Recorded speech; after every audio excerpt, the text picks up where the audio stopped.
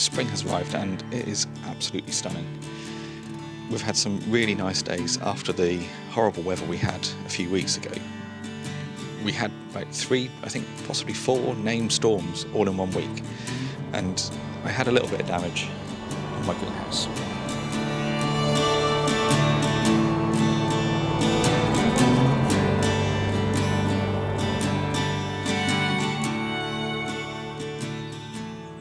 We put up this Elite Hive greenhouse quite a few years ago now, and it's been absolutely brilliant.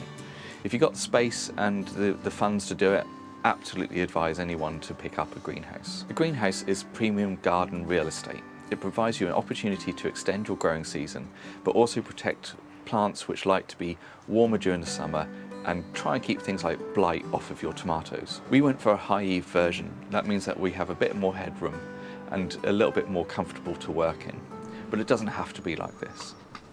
We also chose toughened glass, and that's because toughened glass is a lot safer than normal agricultural glass. Normal agricultural glass will shatter and break into shards, which can be quite dangerous to children and anyone else who might fall into it. Whereas with toughened glass, it shatters into small pieces and shouldn't cut anyone. Unfortunately, that does mean it's an absolute nightmare to tidy up. Luckily for us, the damage was just 1 pane, and that means I can measure it up and order one online. We do have a glazier just down the road from us, and that's where I'll be picking up the new panel from.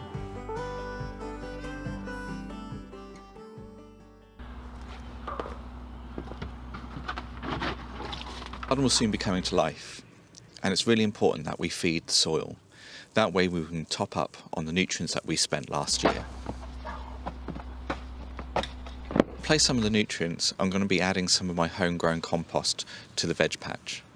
It's not the best compost in the world. I've used far too much green material in this batch, but it should do the job. This year I'm aiming for a 50-50 split between brown and green material. And now that I have the chickens and we've also got some rabbits, I think we should be doing all right for nutrition for next year. Green material is as it sounds. It's things that are green. Things like cuttings, grass, and other things that have been recently alive that you want to put into there. And it brings some moisture to the compost as well. Brown material, again, is as it sounds. It's things that are brown. So it could be cardboard, and it could be things like straw as well. Since getting chickens, we've got a lot more brown material than we had last year.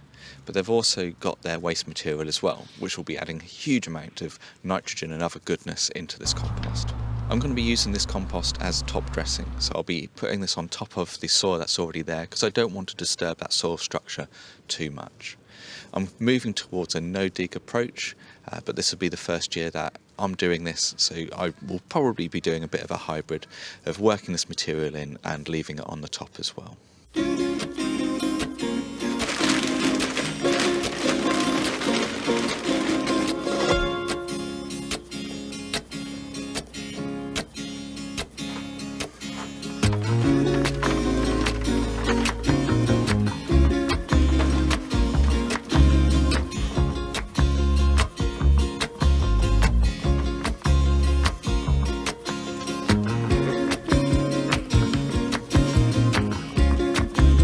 Past years I've been mainly focusing on growing my own food in the veg patch and trying to improve the yield year after year. But this year I'm really starting to think about flowers and making my garden a place that pollinators and humans can coexist and have a nice relaxing time. I've never really sown and grown my own flowers. Most of the time I buy them from the shops, and this year I'm going to try and do that from seed.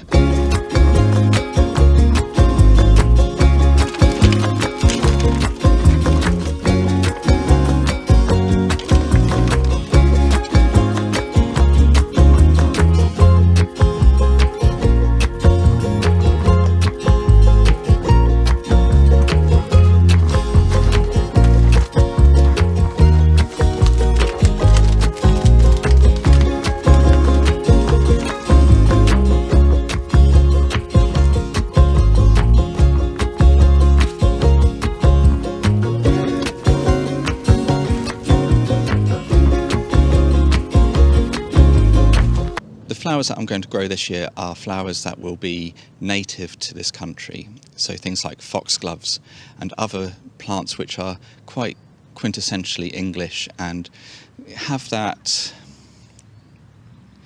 cottage garden feel.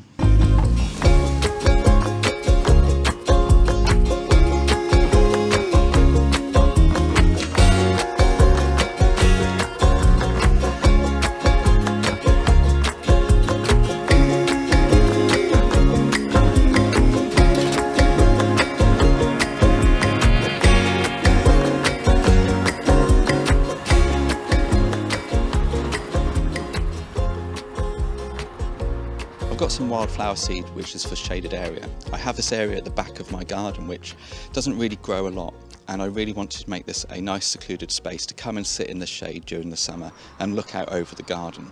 So I'm sowing those wildflowers around here.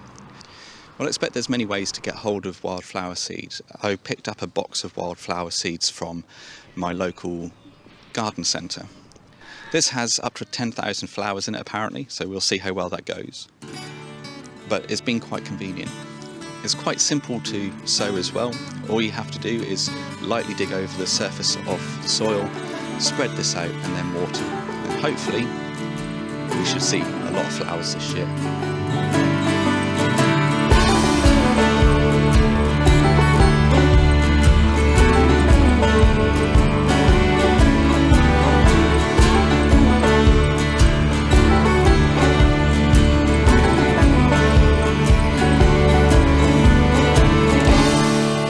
So that's it for this episode. I hope you liked it. Please like and subscribe, and I'll see you next time.